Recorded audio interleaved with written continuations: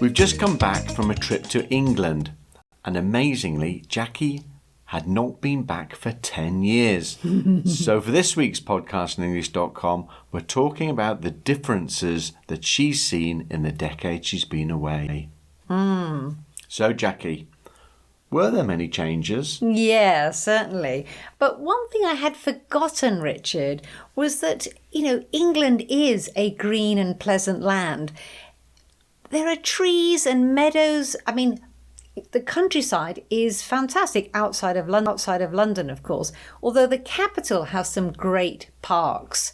So that was nice to be reminded how green the country is. Good, but... I would say, on the whole, the country has become one big eatery.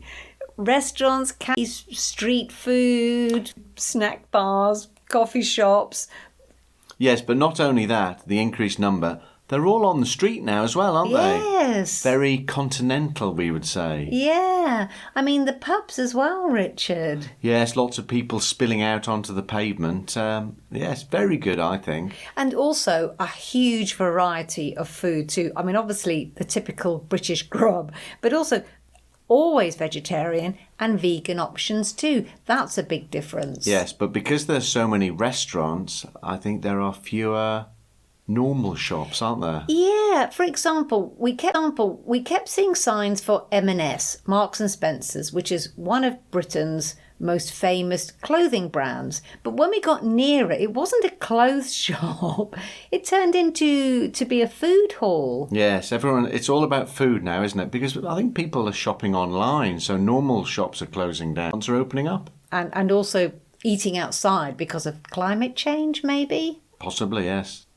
Any other differences? Big difference you noticed? Well, I knew that the city of London had lots and lots of new buildings. New skyscrapers like the Shard, for instance. Exactly. But the East End of London has changed beyond all recognition. Those futuristic high-rise buildings along the River Thames. Yeah, it's Docklands, isn't it? The financial district.